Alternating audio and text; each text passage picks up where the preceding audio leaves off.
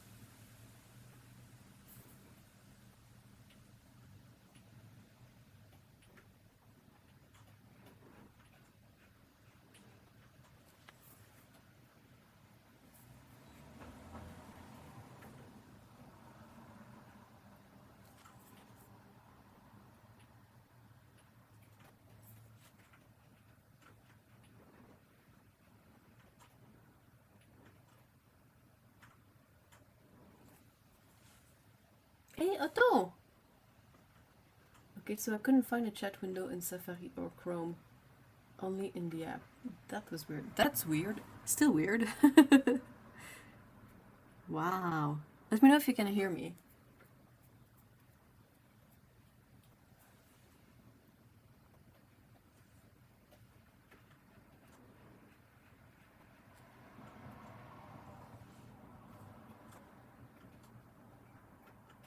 I can hear you. Yay! Awesome! Alright, at least that's working. Otto, how are you? I know I've already asked today, but still. I loved it. Oh, thank you. It's 100% from reference. Like, very much so.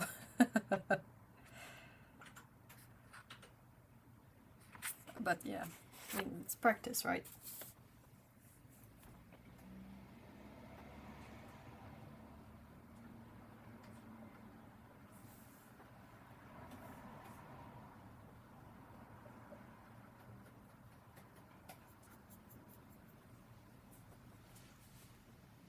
I ate too much. Oh, what did you eat? Let me live vicariously through you. Since you can eat stuff I can't.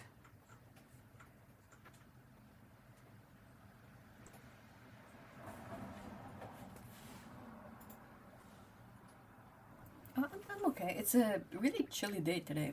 It's like under 20 Celsius, which is unusual, but noodles followed by matcha mochi ice cream. Oh man. What kind of noodles?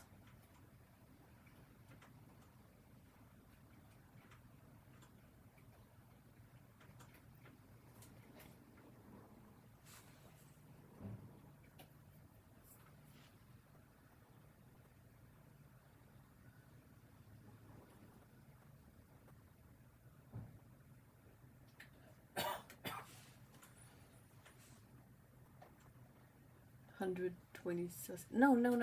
Oh no, it's under 20 Celsius.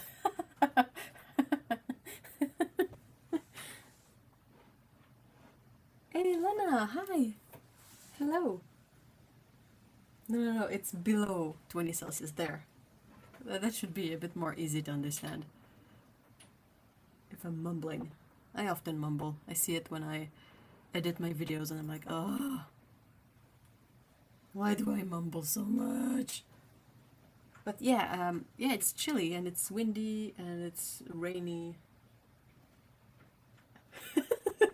I don't think it can actually go to 120 Celsius and have humans still be alive. Like, I don't think that's possible. And since you can see my hands and I don't look like cooked chicken, 120 Fahrenheit, that's possible. It's very warm, but still. 120 Celsius is like instant death.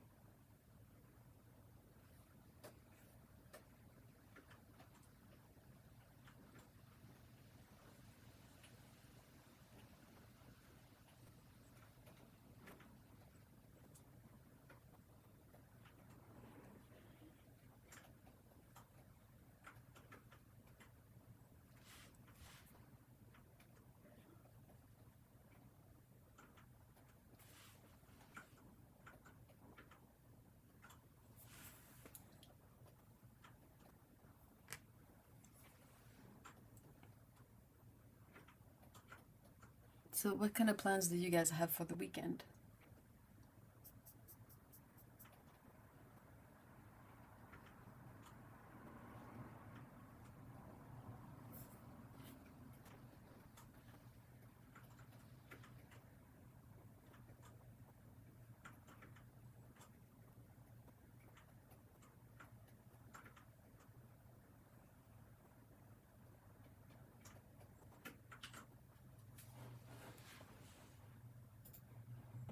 Nothing.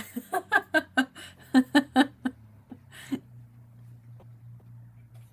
my god, typing from the app is so weird. Typing on a phone, I find it difficult. Maybe that just shows my age, but like if I want to write brief messages, that's fine, but if I want to write anything a bit longer, I really struggle to do it on the phone.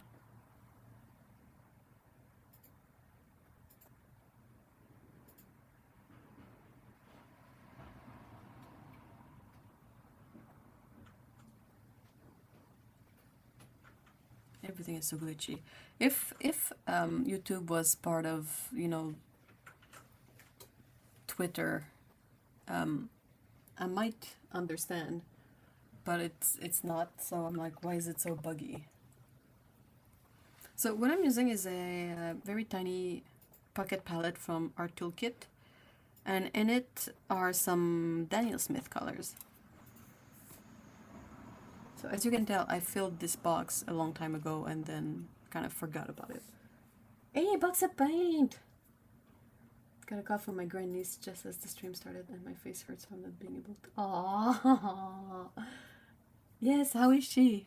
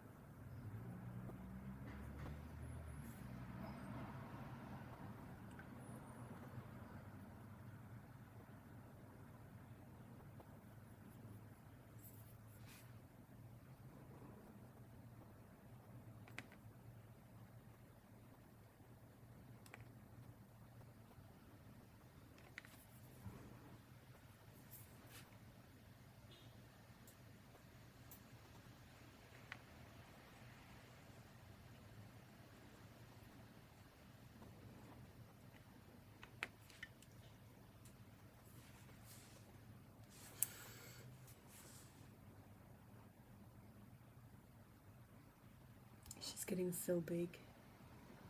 Too hot, too hot. Hello, Mikey. Oh my god, I'm loving those. Oh, thank you.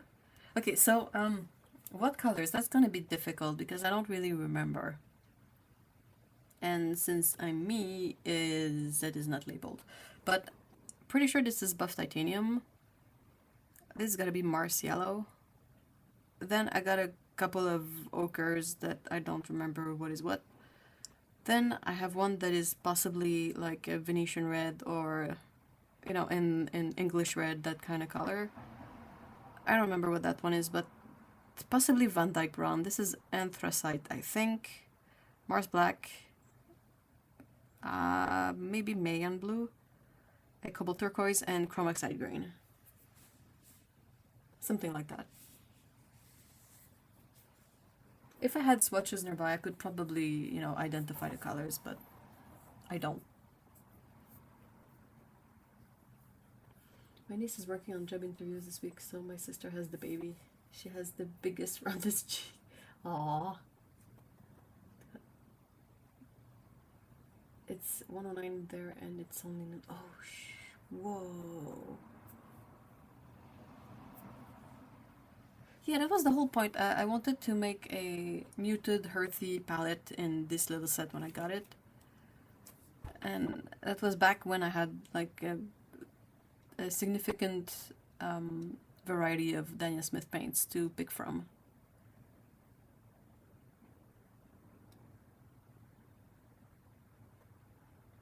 But yeah, maybe I have the...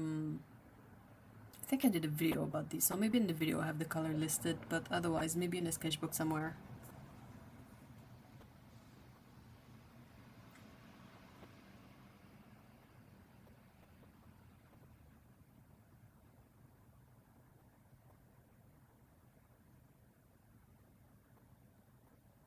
Yeah, the main issue I'm having with paints is that if you do like illustration work, you don't really go through them fast. So, I mean, these are teeny tiny metal pans that I'm still gonna have paint for a long time. Now I have them all. Yeah, you do. And they're much happier there.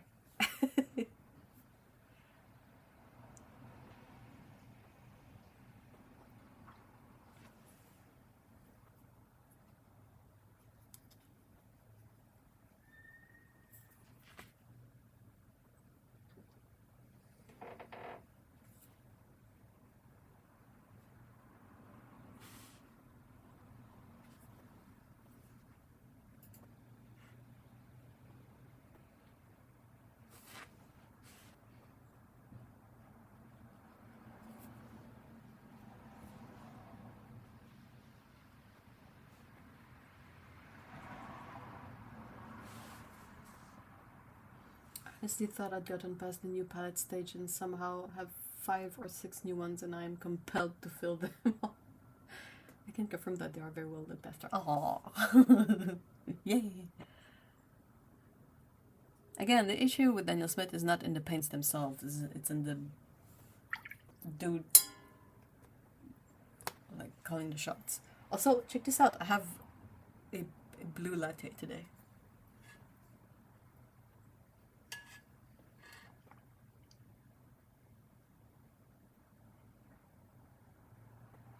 I really need to figure out a way to let that part of my brain know that I am a hermit. Travel palettes and kits are wonderful, but I'm not going anywhere. No, the cat is not Shiro. Shiro is...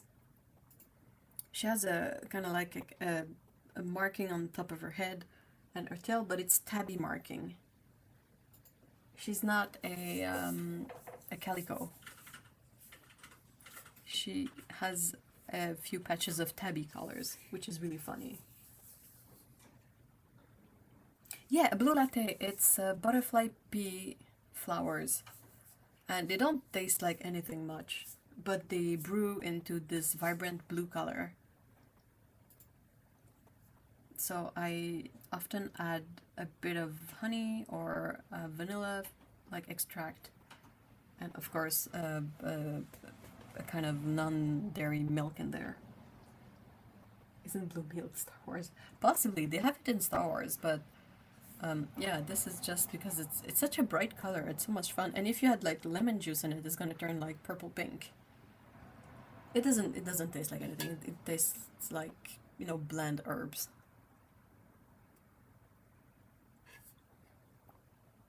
But it's also like caffeine free and kind of warm and relaxing, so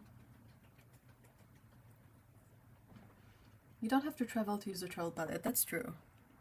Or you can travel like to the couch and then use the travel palette, that's also valid. Also, it's a pH indicator like red cabbage. Yeah, a bit. Yep. Hubby has noticed I have palette stash all over the house. You never know when you'll need a set. Right now.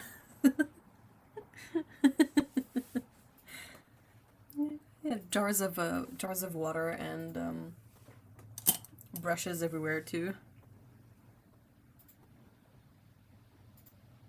Oh god, yeah, you gotta make sure you have palettes to hand the moment. Idea strike. For me, it's more like trying to find a palette that vibes with the thing I want to paint.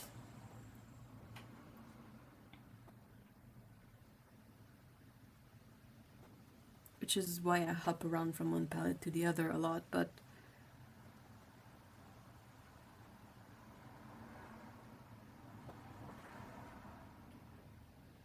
the tea place I go to does a mermaid matcha with blue pea flowers, but I'm a heathen and like milks, not acid with my matcha. Well, it's not acid pea. Butterfly pea is basic. Because when you add acid to it, it changes from blue to purple pink, I think. I know they sell it as a powdered form, so you can make like a very hardcore blue latte.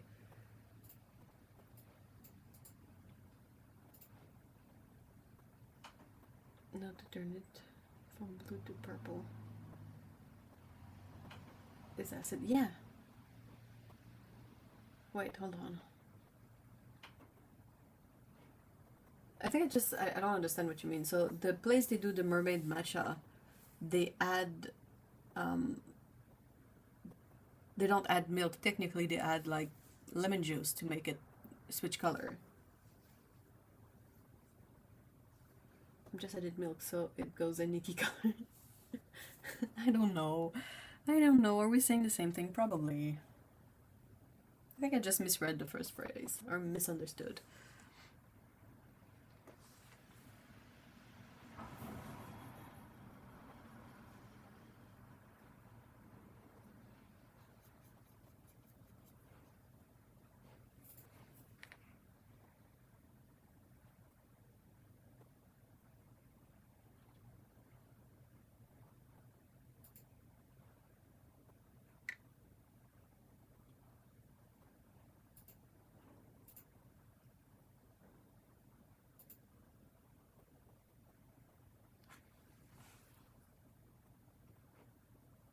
Is it just the hot weather? It's not hot here, so.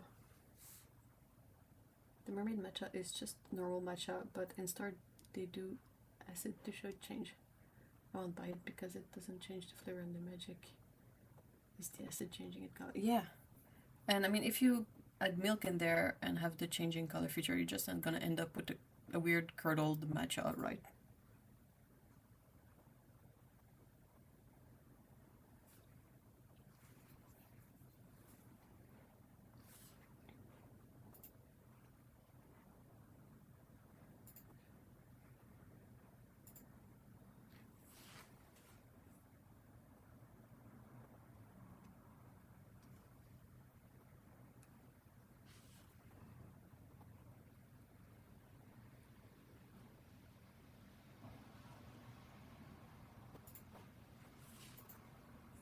Mermaid matcha. Oh yeah, okay. I read that already.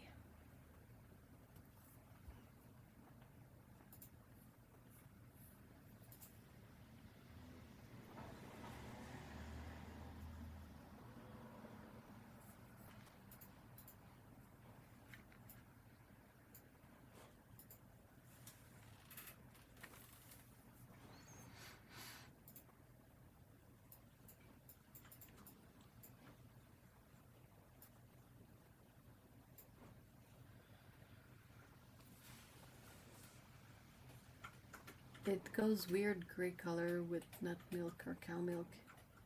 I can do pale green. Green, my brain starts.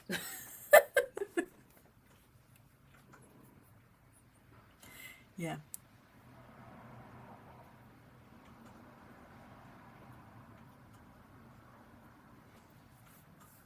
It would be an interesting concoction if you could have it be less liquidy, you know? Like you make a thicker mixture with the acid and the the butterfly pea tea to have like a sort of solid pink layer, and then you add the one that's blue, so in the place where they meet there can be some sort of gradient, and then have a layer of the green matcha, like bright green matcha on top that mixes a bit. That could be a really interesting gradient. But to have it like completely homogeneously mixed, I don't think that's the most appealing color.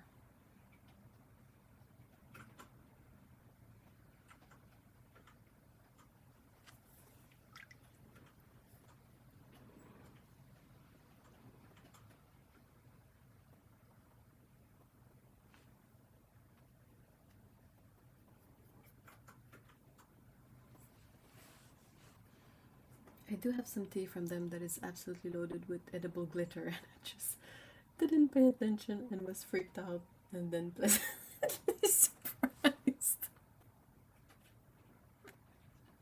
I mean, even if it wasn't edible glitter, it would just go straight through, right? So people would get like glittery poops, but I don't think. Where did Lana go? I don't know.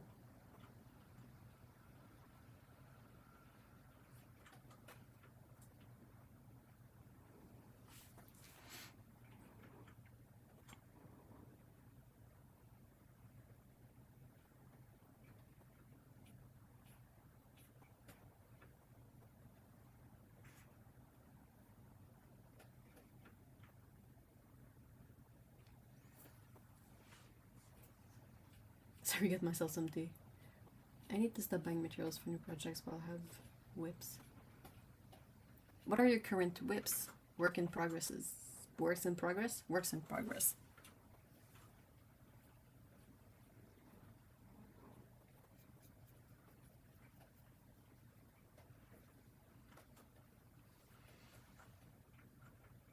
Wait, if you eat edible glitter. I don't know. That's what I'm wondering, because if it's edible, does it mean that it will dissolve? But I'm pretty sure, like, if you end up ingesting unedible glitter, it's just gonna go through, right?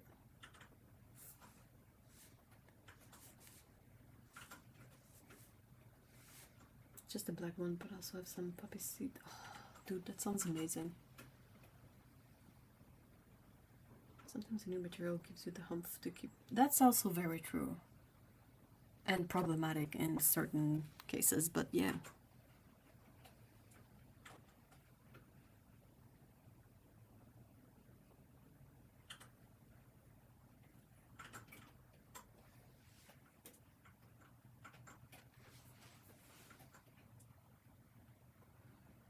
It's like people eating gold flake and pooping gold. Probably. I don't think the body processes gold. I've got that hand stitch patchwork quilt that I haven't even finished prepping all the fabric for. Also got all those crochet stars to starch. Oof. Got a crochet lace doily on the go. Google had an answer. Uh-oh. What did Google say? Now I've got materials for a crochet granny square blanket. Ooh. But those sound like a lot of fun, and you work through these projects. Like, you don't just buy the stuff and set it aside and never touch it. What did Google say? Just words, please. Well, I don't think you can, like, put images in the chat, so that should be safe. For me, new materials make me excited for a new project, and I finish old ones faster because they need to be finished, you know. Well, that also works.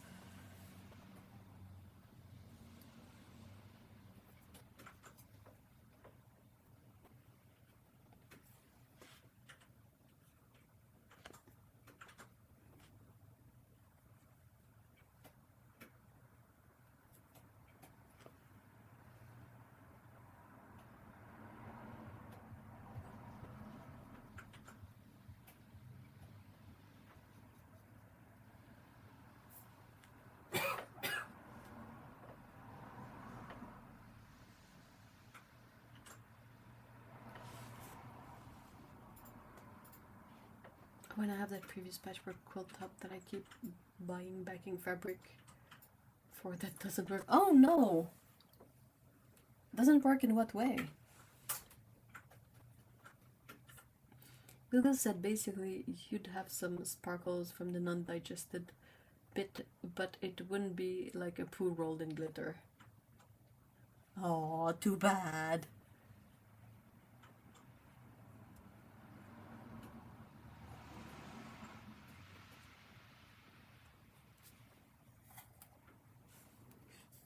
You know, it's like when they have those little decorations for cakes, and some of them often, well, not often, but sometimes are metallic colors. Sorry for the noise. That's the main issue with the metal mugs, is they're really noisy. Clunky clunky.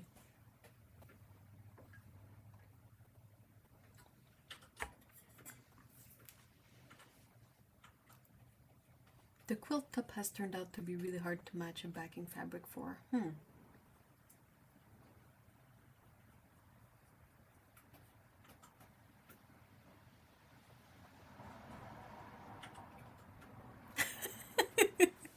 Oh no! You've got a much better sense of organizing, but watch out if you stop the quilt partway through. I sewed all the shapes for a quilt and then had to fold them up to put them away, and now I have zero clues about how it fit together. Gotta take some photos, I guess, or yeah, start the instructions. I did that with crochet projects a couple of times, and you basically end up having to frog them on account of having no idea whatsoever what was going on.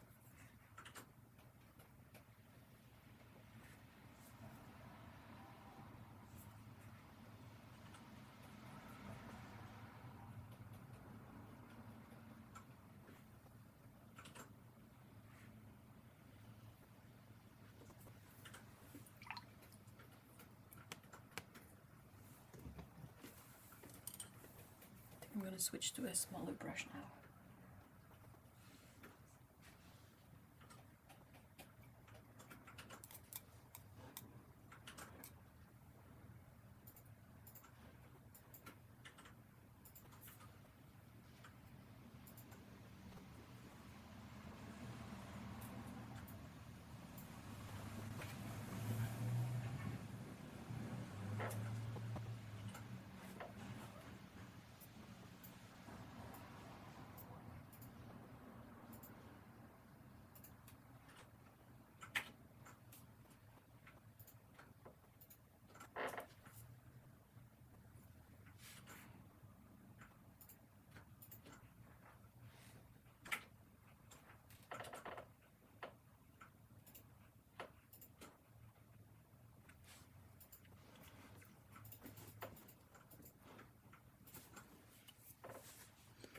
Wait, what? Why aren't people starting the instructions with the project?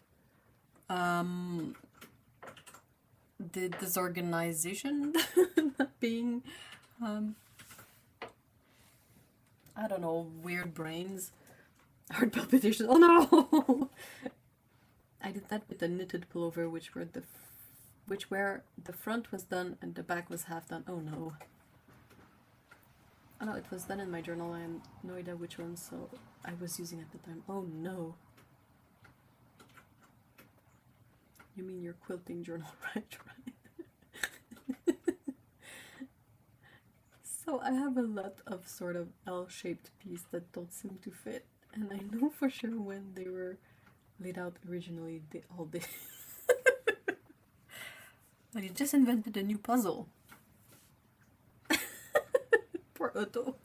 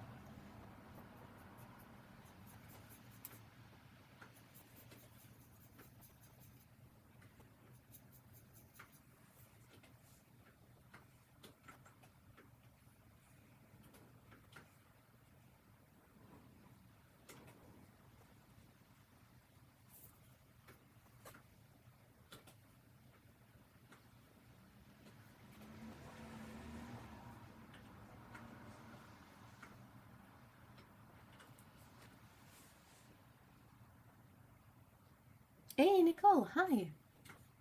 If you flash back to me in my mid-20s, everything had its own journal, calendar, etc. and literally looked like I was going to all of my classes at the same time everywhere I went. Ooh, wow. Must have made for a really heavy backpack. I'm now in my mid-40s and have resigned to the fact that I will never be able to write it, swatch it on the closest thing. Okay, a craft journal, right? Just a single journal for all the craft projects. It's so hot. Oh no, Lena, how hot is it? Deep breath. You guys are freaking me out. I'm sorry though. I don't even have any kind of journal for anything I do. Not saying that it's a good thing, I'm just saying that it's a constant struggle to maintain one, so I always end up having none.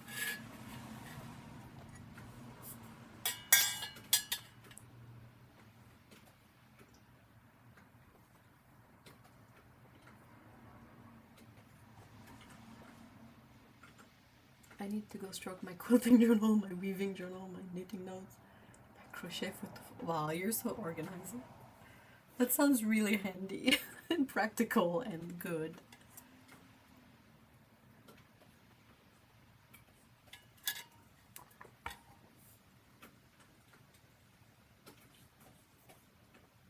Just to help Otto out, it's becoming better for me since I started taking notes on projects in Obsidian. Note taking. Oh, I'm gonna have to check that out.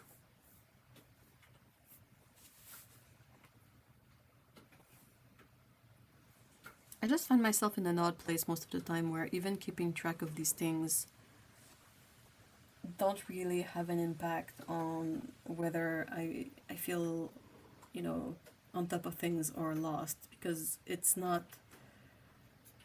the notes or the lack of notes that is an issue, it's the brain part of it that just doesn't work properly most of the time. My entire family have the curse, so we will all be in the kitchen and just decide to add a little of this or that, and it will turn out great, and we can't figure out what we did. Yep.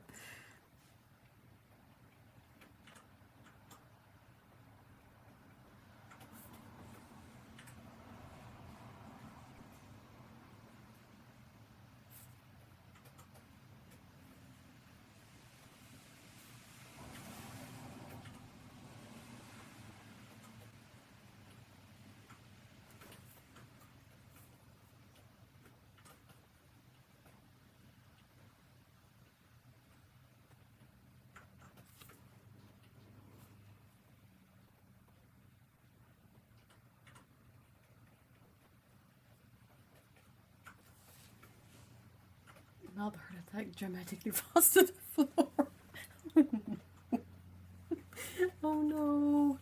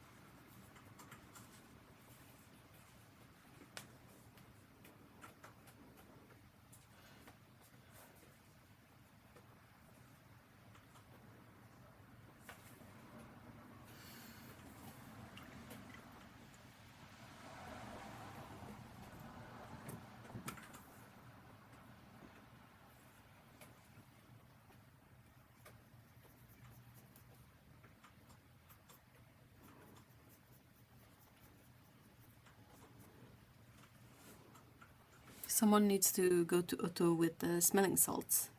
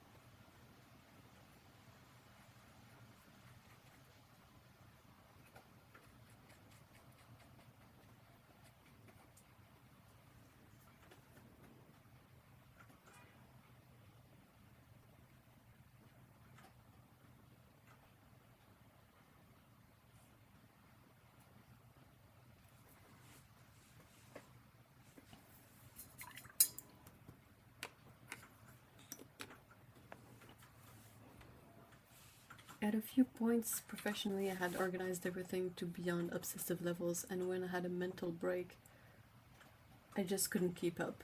But now I'm not just limiting how many of those things I need. Yeah, I can't help but notice y'all leaving me here on the floor. One spreadsheet can cover many. That's a good thing about spreadsheet, that you can have like one file but with many tabs. Waves a tonic over Otto's nose. Is it dark chocolate? Naturally. Are they moving in hers?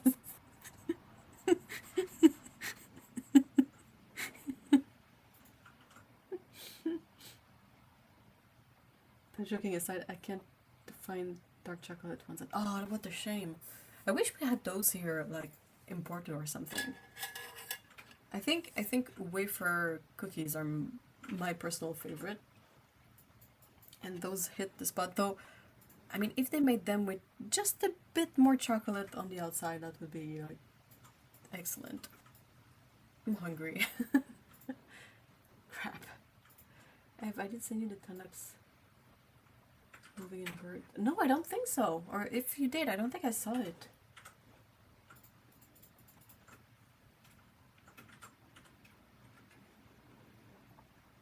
I must have missed it. Though I cannot look at them right now because my phone is currently the camera and microphone for this stream.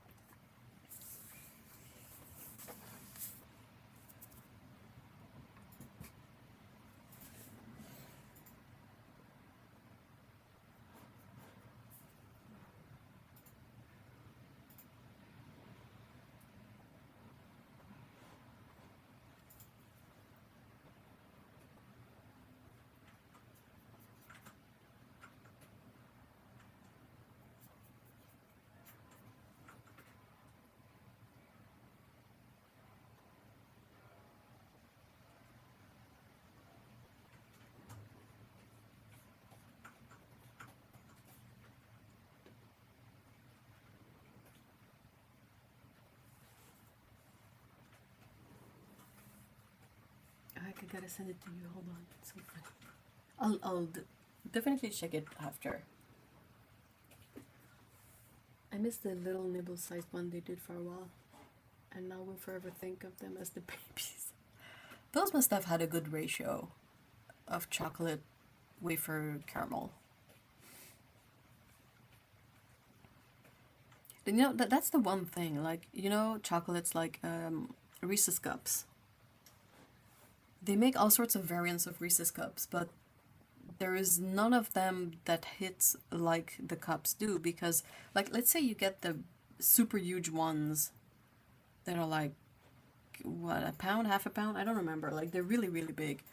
But they suck because the chocolate on them is super duper thick. And it just doesn't work. Or like, it's a bit like Kit Kat when you get the chunky Kit Kat, like the ratio is all off. I think they were the wafers that broke on the line, so they drenched them in chocolate. Are you for real? Oh, they should keep doing that all the time. That's such a good idea. Oh, that reminds me of the place that would make like a French macaron. You know, the ones that are basically like a sandwich cookie, not the coconut ones, the sandwich cookie ones. And when they would make the cookies, sometimes they would end up with broken cookies or misshapen cookies, and they would bag them and sell them for a couple of dollars. So you would get a delicious bag of like almond cookies. And I was like, fine, if it means less stuff ends up in the garbage, I'll happily pay a couple of dollars for it. They did the same when I was a kid, that was a long time ago.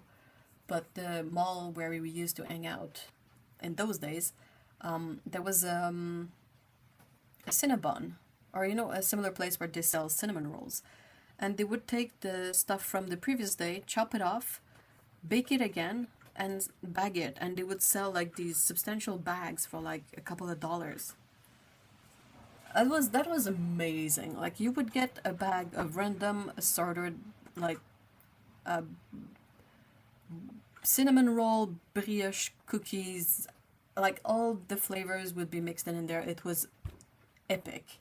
Very fun memories of that. Is a box of 8 for 3 packs too much for you?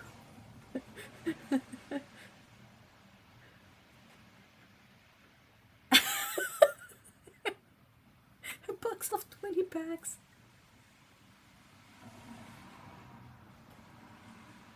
That sounds amazing.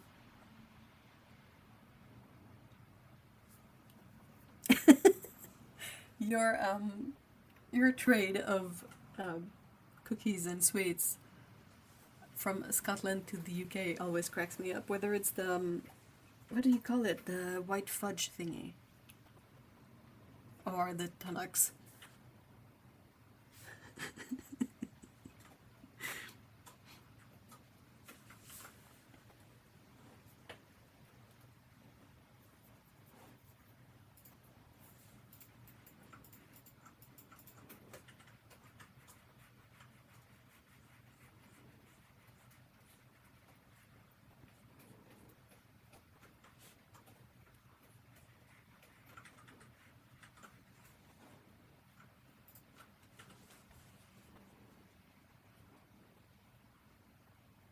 We normally can at least find them at one of our stores, but I think they are either so popular that they sell out instantly or the opposite, and it's just me trolling through every store.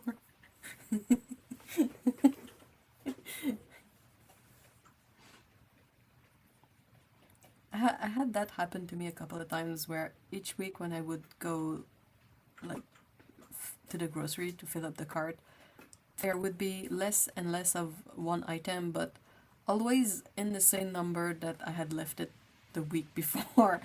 And I theorized that I was the only one picking these, and the moment I picked the last one, there hasn't been like any more in a while.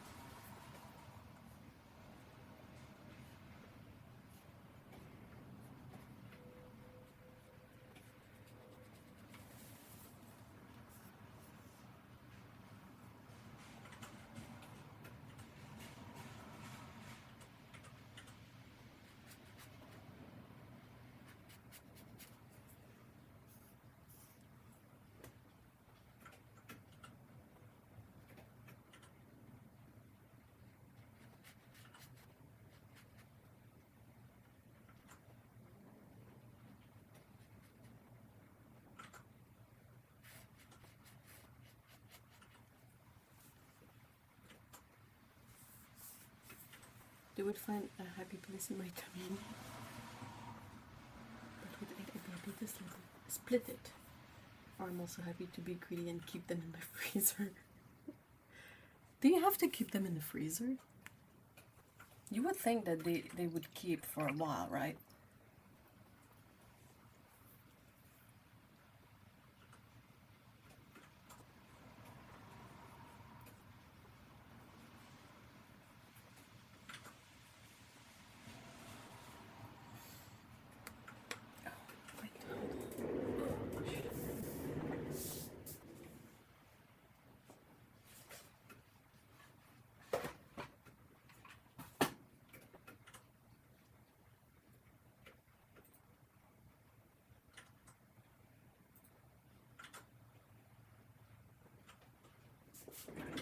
Sorry.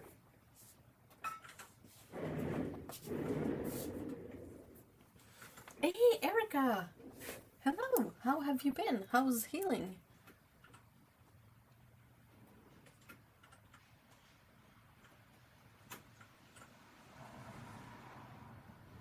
Hey, Melissa! Hi, guys!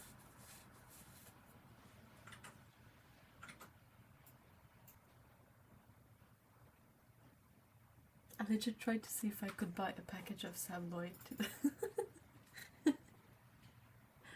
Is it a... It's not a cured sausage, it's a fresh sausage then.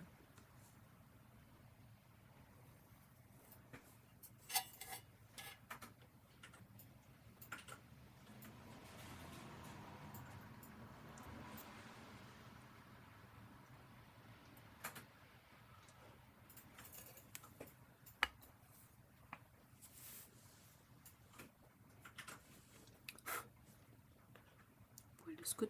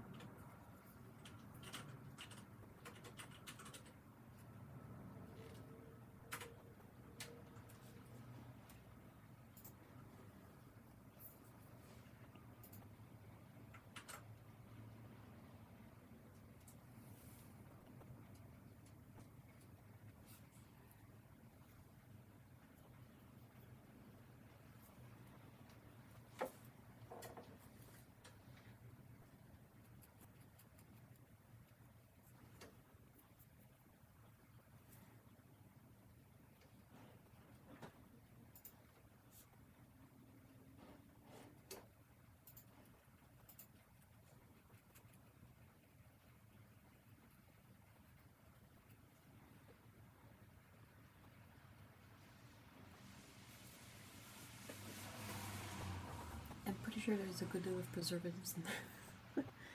I'm doing better watering like a toddler, but more. That's great. That's awesome. I've heard many times that you kind of have to get.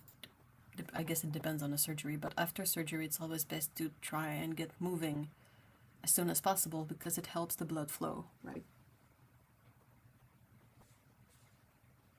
Thank you for asking. Feeling way less pain. That's good. That's awesome. Less pain means less pain meds, and that's always a good thing.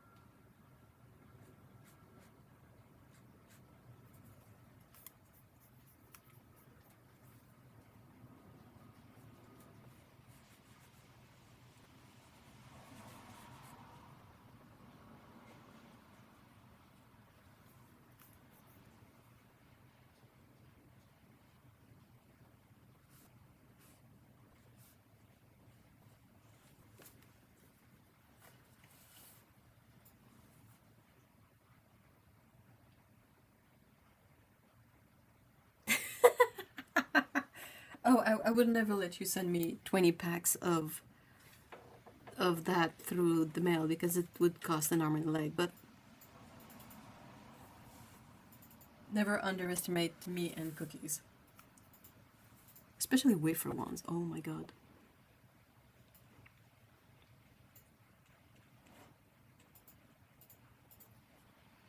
I'm always so disappointed that Kit Kat is made by Nestle. And Nestle is sort of very evil. Like, I know they're all evil, but Nestle is, you know, almost next level. So we try to limit what we have to buy from them. I know Buxa Paint sent me a pack of Tunux in dark chocolate and one milk chocolate once. And those disappeared really fast.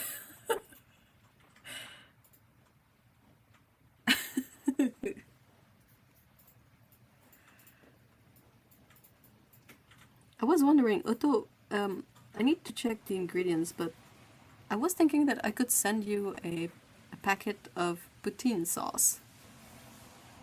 Because you can get like a dry packet that you prepare it on the stove with, I don't know, probably water and whatnot.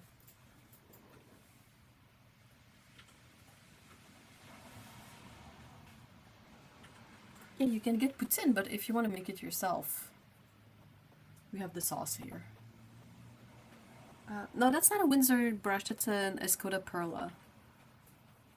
The Windsor brush is sable, and for that specific one, the goal is to use it for inking.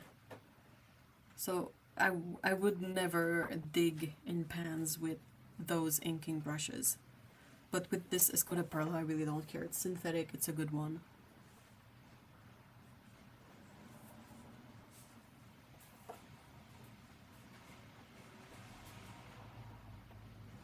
What's up with Nestle? Oh, it's just that Nestle is one of those super huge mega corporation that has its fingers in everything. And it's not particularly respectful or nice or, it does some really shitty stuff.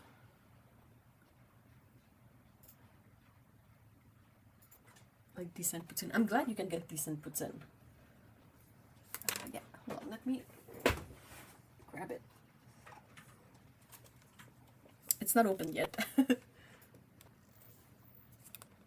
I'm not gonna fully open it. I don't even know if it will let me.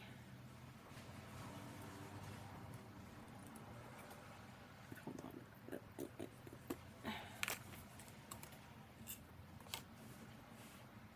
So that's it. I hope you can sort of see like through the tubing.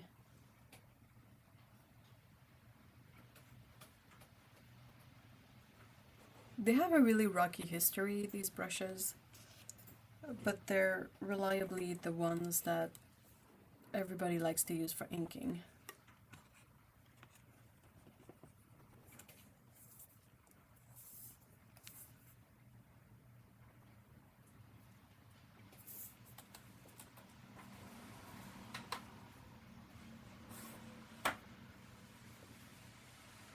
Yeah, that was a size 1.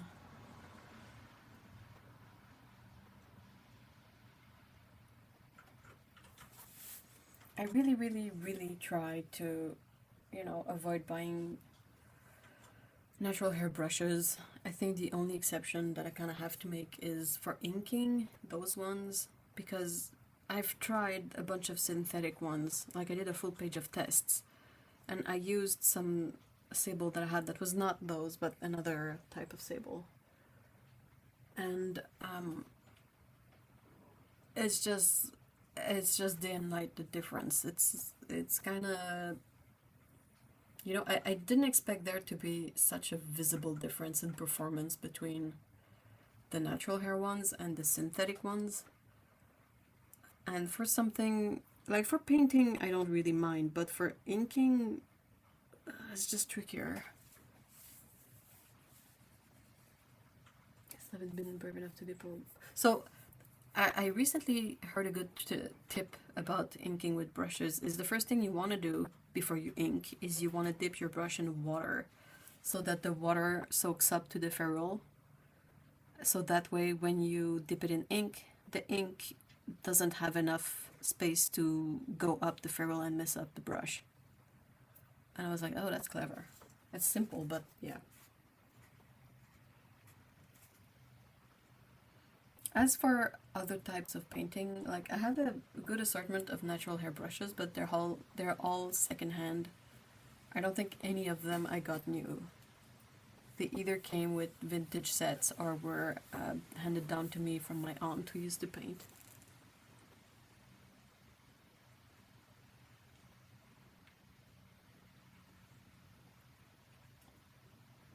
I wanted to try one of these for painting this, but when I decided to paint with this set, I was like, not a good match. I think I will use palettes with wells for sable brushes, just because you don't have to, you know, dig and forage in the pan.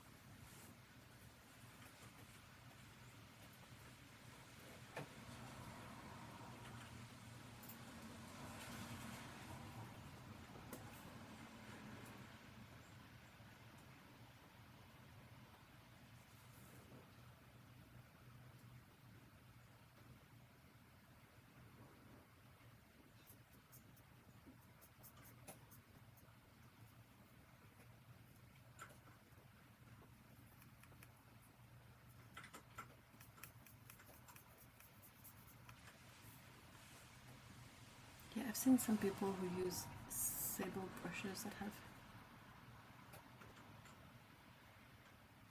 cheap brushes. Yeah. There's a wait, I can't remember, but there's a name for it. Like people gave them a name. But yeah, you have like the whatever brush to make the mix, and then the fancy brush for painting actually. And that makes a lot of sense. It's just not very it doesn't have a very organic flow when you paint, because you have to switch all the time, and I don't know.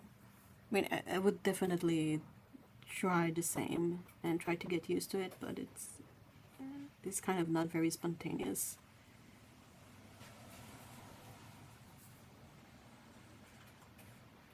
So tell me the story of this beautiful kitty. I don't know. All right, so the story, the one story I can tell is how the drawings came to be. But I wanted to practice drawing a building that I found on Pinterest that I thought was interesting, so I was like, I'm gonna draw it, but it's kind of boring to do and to show, so I was like, I'm gonna add a character in there. So I added this little cat character in there, and then I was like, okay, so what do I do on the next page? Might do a spread where I featured that cat character. So I started drawing the cat character, and I was like, okay, what are they doing? Why are they there? And I kind of like this kind of spread to sort of call back to the other part of the drawing, which is this one. So I was like, well, I have this kind of tree here, so I'm gonna put some branches, and I was like, okay, maybe she has keys. So I drew her with keys, and I was like, okay, what now? And I was just looking at stuff and, added a bunch of random things, and it ended up taking this turn towards like stargazing and magic and spirits and keys, and that's basically all I got.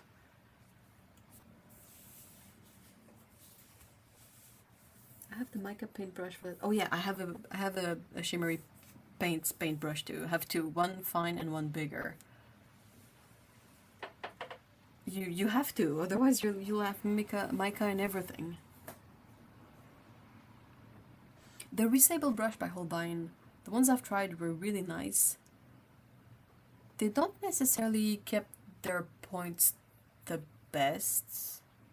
I'd have to dig them up to try again.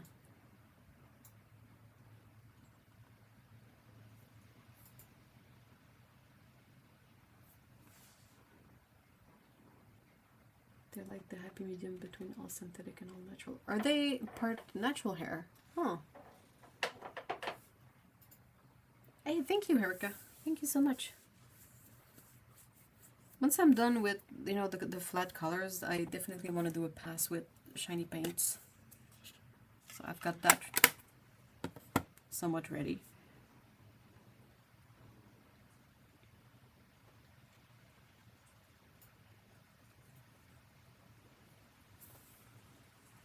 There is only a bit of, you know, adding some color textures to stuff and, you know, just dry brushing things to add a bit more texture and character, because otherwise it might be a bit flat.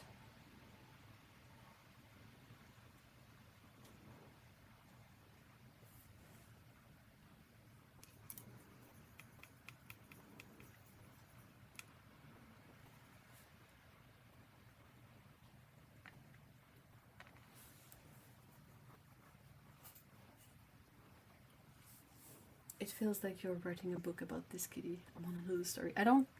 You can make up one. I don't... That's basically all I got.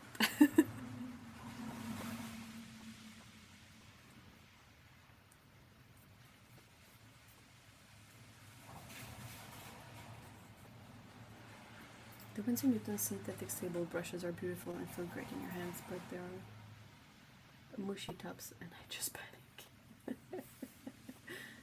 Flip it up my head, I can't remember. I know one type of resable they do is all synthetic and the other type is for sable mix. I wonder if the mix is for the squirrel brushes.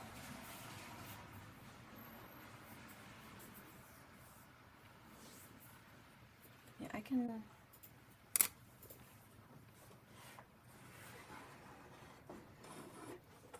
So I've put my my beautiful brushes in, well, not all of them, but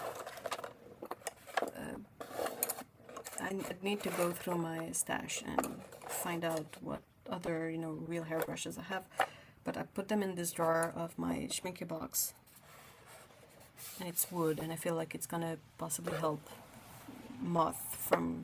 Oh man, I would die if moths came and, you know, ate my brushes. Right, so these three I got with the vintage palette. They're all pure sable, but in weird, you know, brands that don't really exist anymore. Then I got, sadly these squirrel ones are not secondhand. The Renaissance one was sent to me. The other ones I think I got some time ago. Then these two I got with other older brushes. I think they are real sable, but I'm not entirely sure. And then this one was the Tintoretto one that I got a while ago. And these two were hand-me-down from my aunt, who used to paint before she passed. So that's really what I'm trying to do. I know I have a squirrel brush too that I bought secondhand a while ago. I don't think Squirrel likes the wooden drawer that much, but anyway. So I will probably move all of them in there to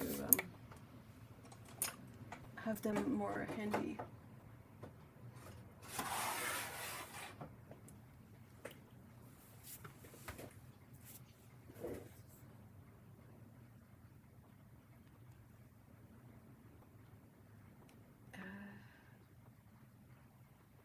She's Claire from Outlander. What? Who from what? Yeah, brushes that have unexpected texture, like it's got a hard tip but a really soft body. Ah, that's so weird.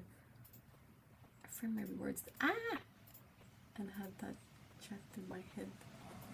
I could start as soon as I saw them and doing them. No, no, no. None of the cats that I draw have stories. I really like that people can sort of take whatever they see and interpret it as they want and, you know, make it their own thing. I don't think I have a single nice brush. I've been using the approach of use expensive paint. That definitely works. Like, these Escoda are not very expensive. They're cheap brushes. But the main issue I find with brushes is just to find one that delivers the proper performance. Like, do I need a fine tip? Do I need it to hold a lot of paint? How much spraying do I want? And if that's a brush that's like $2, that's perfectly fine with me. I don't mind that, except for inking. What's everyone the maximum they will pay for a brush? Mine is $30 or about.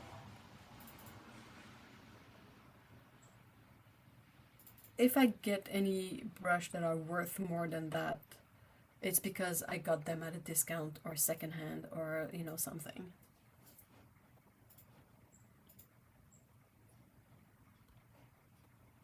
Did it come to a point when wet? Which ones? Like, for your most common use size, please state that too.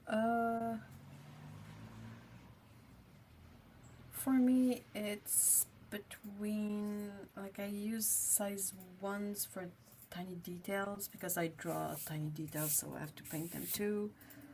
I usually use a size 6 quite often. If I have like larger areas to paint, I might use a bigger brush. But it doesn't really matter to me as long as it comes to a point. If it has a point, I can use it for everything.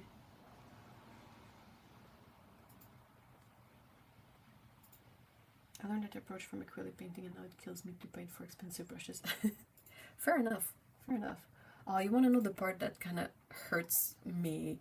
But I know it's just because of what I do. Like, I paint watercolors. I don't paint with acrylic all that much. And Mr. E has been in a really strong kick of looking at miniature paintings and miniatures and all that. And most of the professional painters he follows, they all use sable brushes to paint minis with acrylic paint, and it hurts. Oh, I'm like, no. You should only use synthetic if you use acrylic. Like, that's where my brain goes, because it's like acrylic will ruin brushes and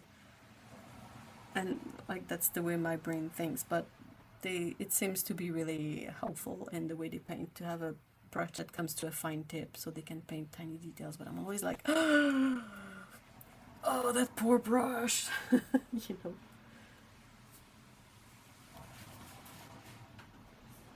The Winsor Newton faux sable were really expensive. Is it the what do they call those? The Scepter Gold? I think the Scepter Golds from Winsor Newton are a mix of you know, synthetic hair and natural hair. Hey, Dominic, hi! I like rosemary brushes because they're cheap and good quality. I've never tried them. They're not exactly easy to find. I think one of the Winsor Newton was £70 and I will never ever use it. Well, you can try to resell it then, honestly. So if anyone local likes a smooshy brush, hit me up. I can't do smooshy brush. $20 USD and that's pushing it. I need a little snap. I think more than £20 is uncomfortable for me for size 10s. Dude, that's, since you like synthetic brushes, £20 is a lot of money for a synthetic size 10. It's gonna be one fancy synthetic size 10. Do your sable brushes come to a point when wet? They look so fluffy. Oh yeah, they do. They do. I don't want to. This is dirty water. I don't have clean water, but yeah, basically, they poof out when they dry. That's what makes them particularly fancy. is the fact that they don't look like they come to a point, but when you wet them and you paint with them, the tip is so well behaved.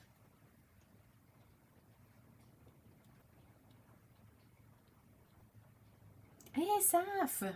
Hi! Hi baby! Silver black, I think are mixed. Yeah, they're mixed. They're part natural hair, part Rislan synthetic hair, I think.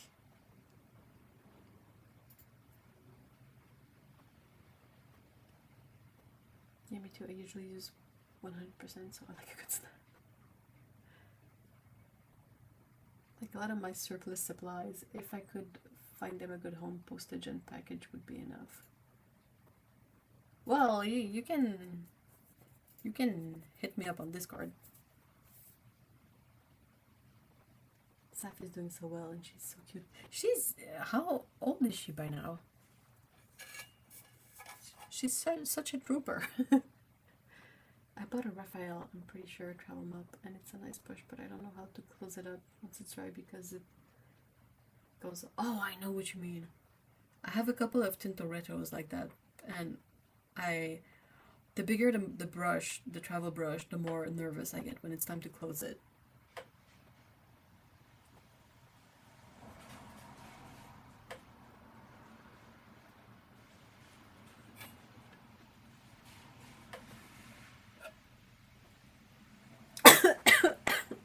Oh, sorry. Je me suis étouffée dans mon thé pour faire changement.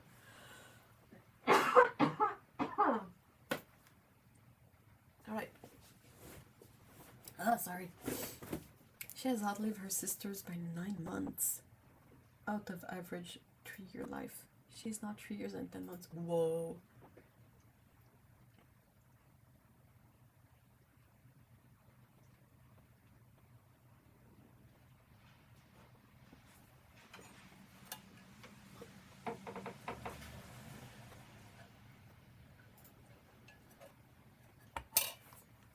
Sorry. All right.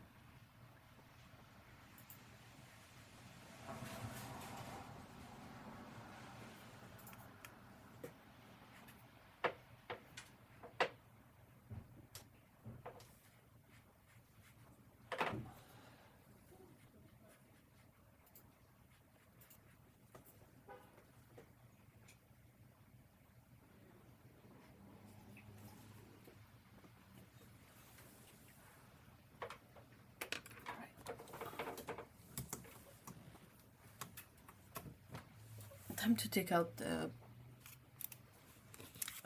sparkly paints, brushes and paints.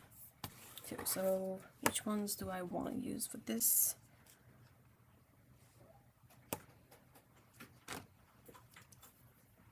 Just going to pre-wet a couple of these.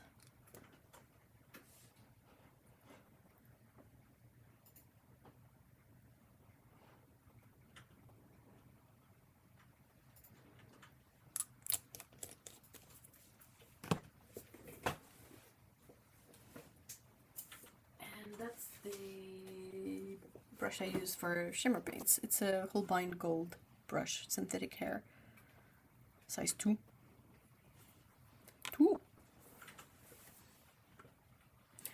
These are from the Art Spirits. I really like them. They're really quite vibrant, and I have a silver... Well, yeah, it's kind of silver / pearl, a gold and a copper color that have large flakes. And the large flakes paints have been super interesting to use for stuff. That's silver and bronze life. Yeah. They are really, really super strong. And I really like it. Like the silver ones are like very, very opaque and good.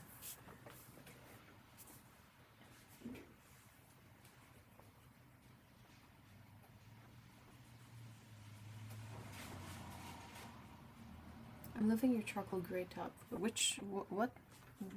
The thing I'm wearing? Or this is very like a dark heather blue, kind of. But it's quite muted. If it was charcoal gray, I would definitely have gotten it too. Yeah, oh my god, sometimes she tries to walk on my face and her claws are like, ow, ow, that sounds painful. Hey, Judd, hi! Hello! How are you? Did I tell you guys about the time Saf hit my t-shirt? Or does that too, but he weighs us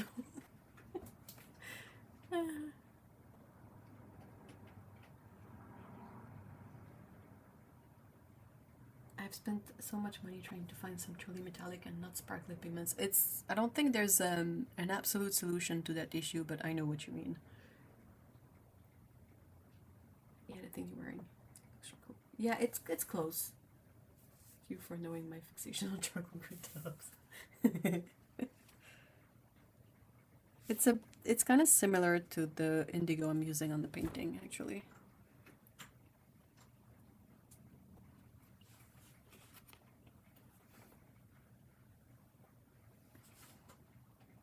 It's a shirt for dudes, actually, so it's no nonsense and extra cozy.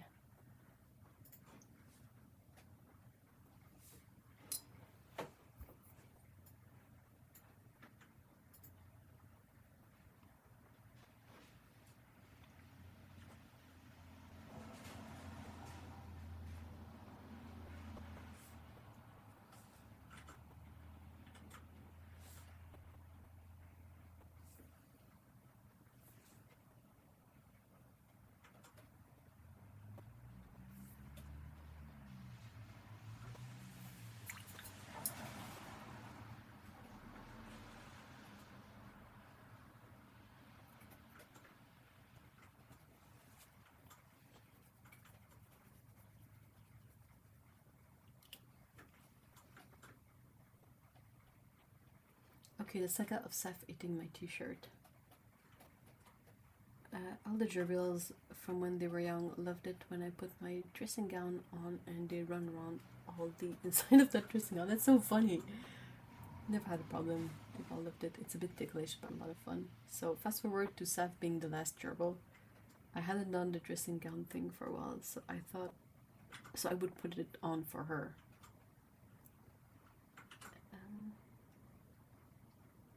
Dominic says, by the way, Ev, have you gotten into... No, I don't. I haven't played Baldur's Gate. It is possible to play it with my computer, but it takes so much space on the hard drive, and it's space that I don't have. So, yeah, I haven't played it. Probably won't. I would if I could, I guess, but... Okay, so fast forward to Seth being the last gerbil. I hadn't done the dressing down thing for a while, so I would put it on for her. She enjoyed it. She ran around up and down the inside of the arms, around the front. Then she seemed to settle down by my chest and stayed there for ages. I was really used to this with Jazz just settling and nesting in one area, so I thought that's what she was doing. Didn't think anything more. Uh-oh.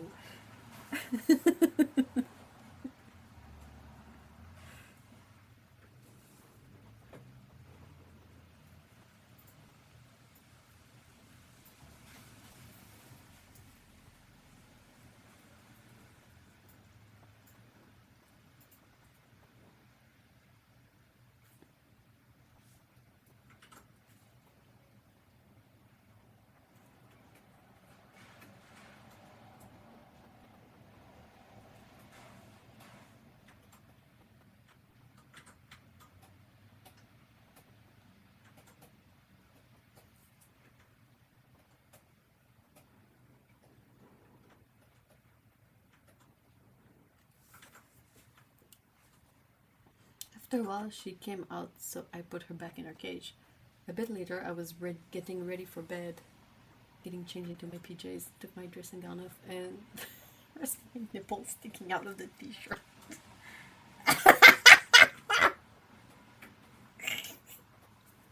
Oh my gosh!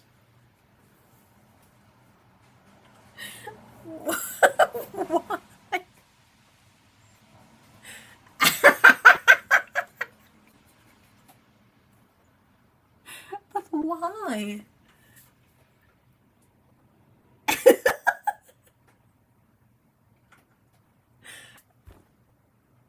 I don't think anyone could have expected that ending, honestly. Did you spill some food on yourself? I know I would, so.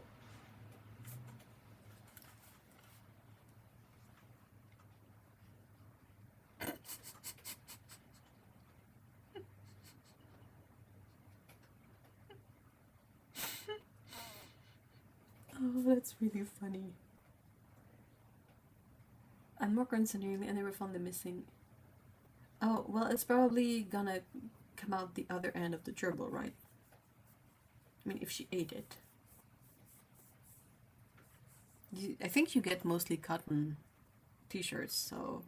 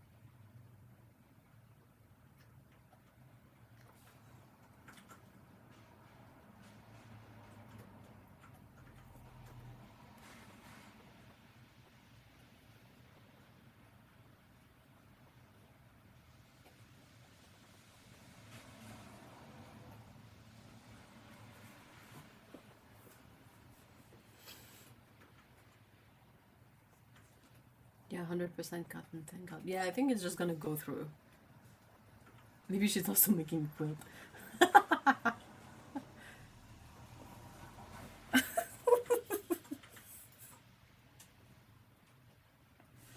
Maybe it's her way of saying that you need new t-shirts.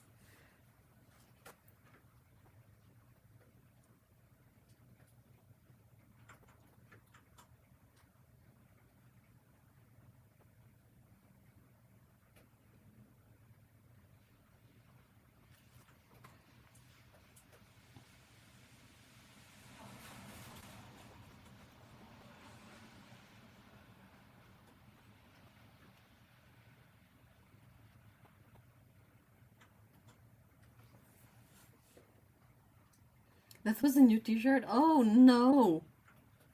No!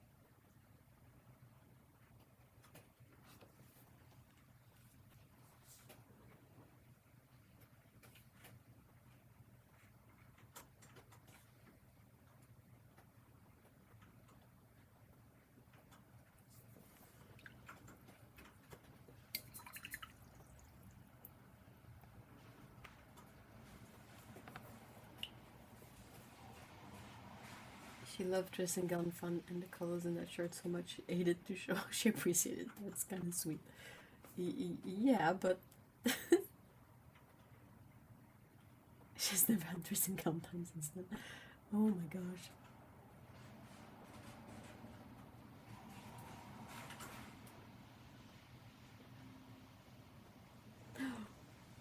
New baby fishes? Aww.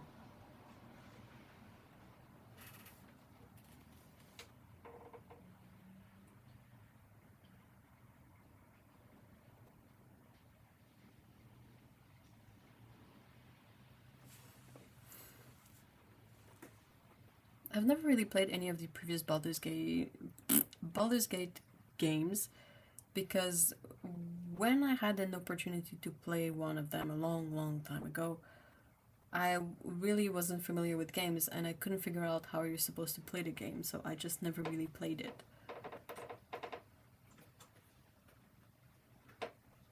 Since I like D&D, I would definitely play the new one if I could, but I'm also fine with not playing it. There's a lot of stuff to do, you know.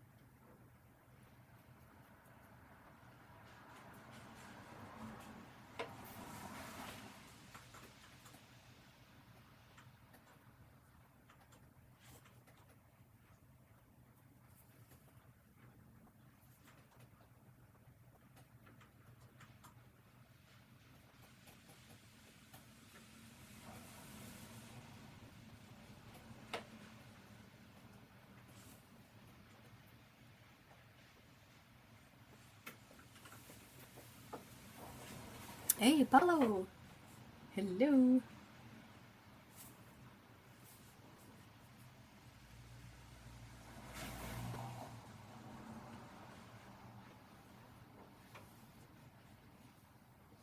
I've never got into the Baldur's Gate game, but Abby and I, after it, yeah, it looks like, you know, fun.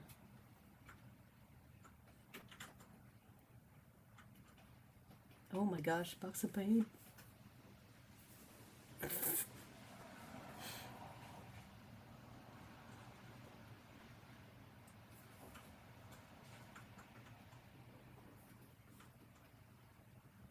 I was never really good at game controllers, and even if I played when I was somewhat young, it didn't make much of a difference. Just not very. I mean, it's not dramatic, but I've always had some minor issues with coordination, so that kind of tracks.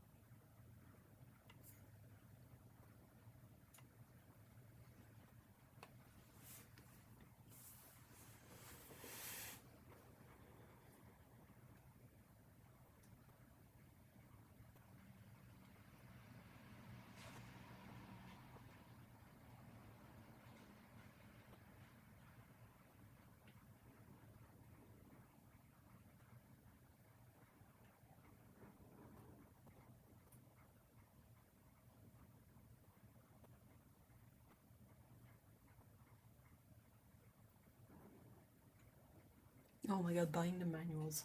We're trying to look online on those walkthroughs.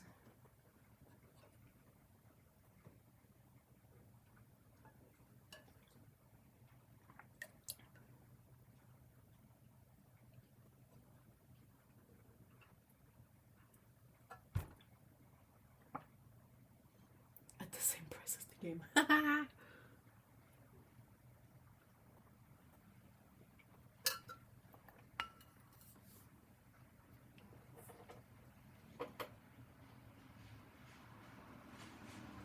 Nintendo had an actual phone number you could call to get help in games. That's so funny.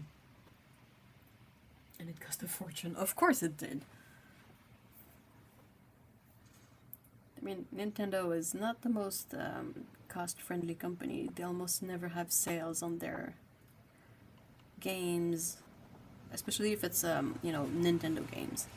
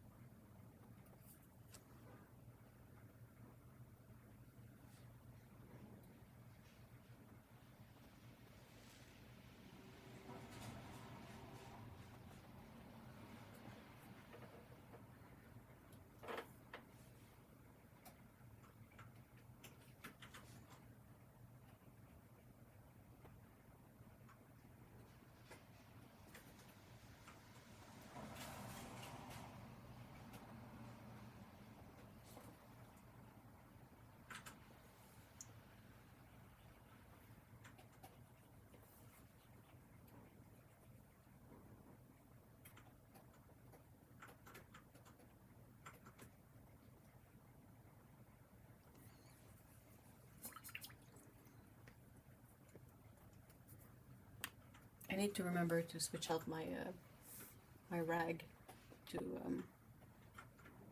paint because it's full of glitter now.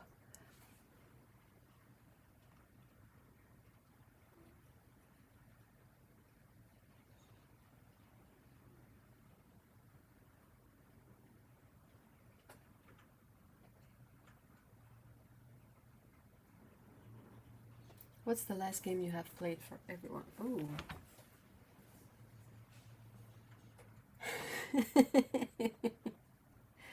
Well, video game. I think it's one of the old Neverwinter Nights campaigns.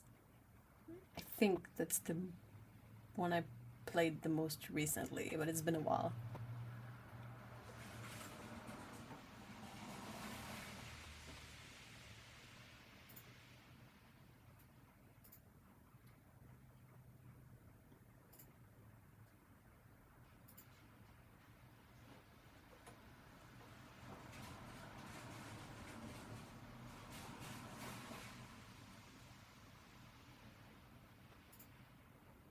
Yeah, it's an older game, but I will always like reinstall it and play it again.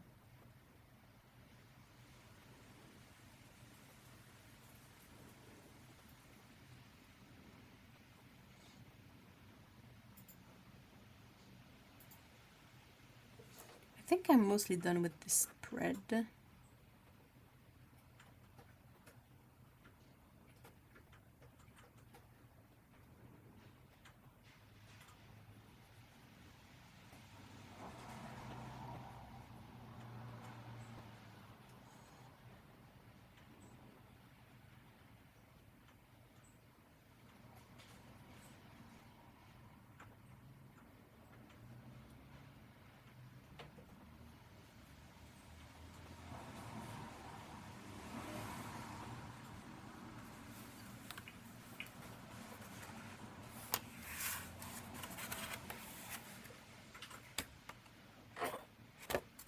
I'm trying very, very hard to, you know, get through Sketchbook, not in a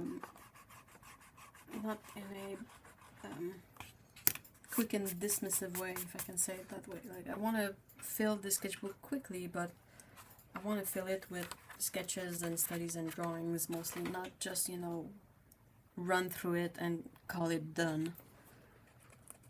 I have quite a few sketchbooks lined up too, and I feel like the only way to get better is to make more, but not make more garbage, make more things that have at least a bit of thought in them. And I feel like I'm not filling these up fast enough.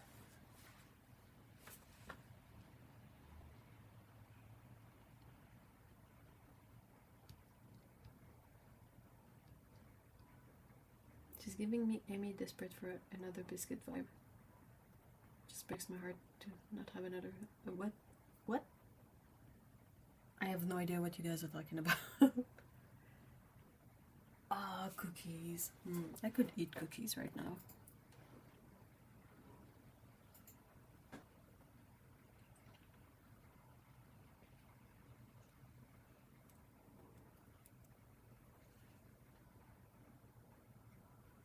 Me too.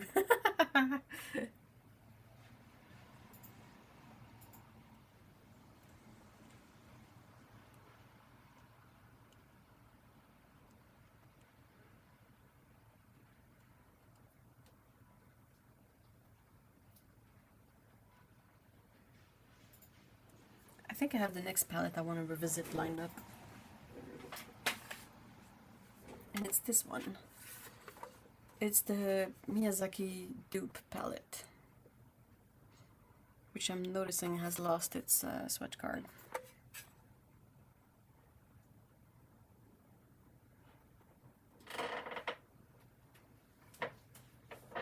It's also full of cat hair.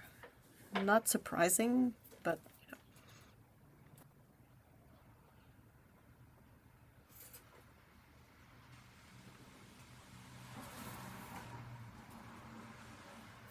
I don't know what all this weird stuff is. I might have to just clean it up a bit. It's just like weird gook in it. Delicious.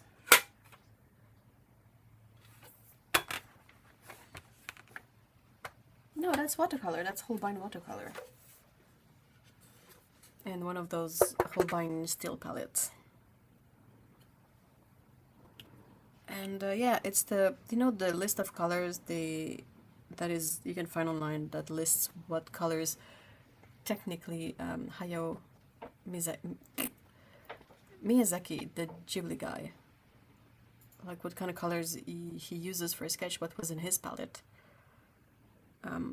Some colors have been discontinued, so there were recipes on what to mix to recreate the color. And I did a video about this a long time ago. I think Otto did too. And I did the mixes and filled out this palette, but then have barely used it.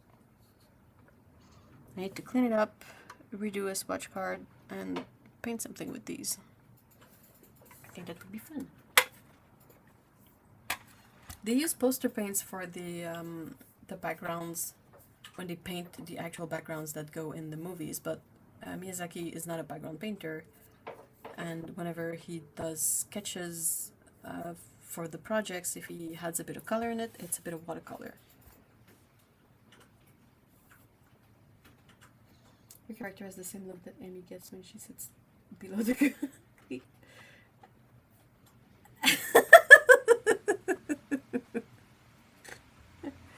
Aww, Amy.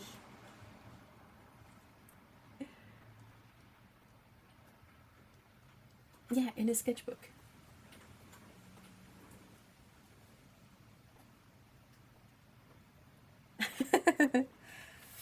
So yeah, I've not used this palette a lot.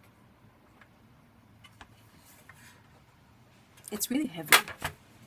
You know, now they make these with aluminum, which is a brilliant idea because the steel ones are pain in the ass. Pains in the ass. Because they rust. They rust somewhat easily, and it's not something you want with a watercolor palette, you know. I might try to wait until it's less humid, like maybe this winter, and see if I can peel off the colors from this palette and transfer them to a lighter one that doesn't rust. And try to rehome this one. I think I know someone who might like to have this palette, but I'll see.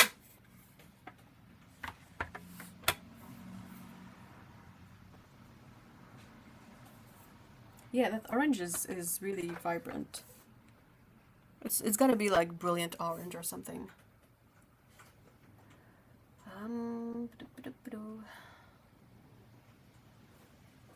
Yeah, it looks a lot like either permanent yellow orange or brilliant orange. Yeah.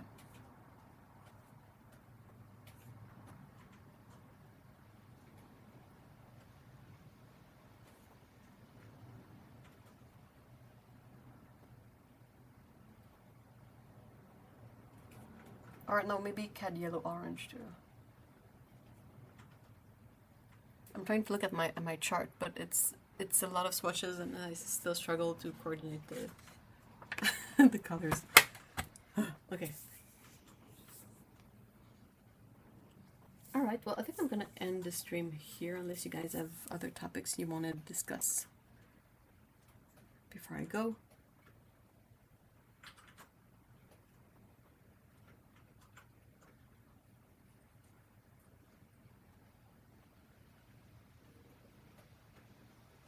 Thank you so much, guys, for being here. I really appreciate it.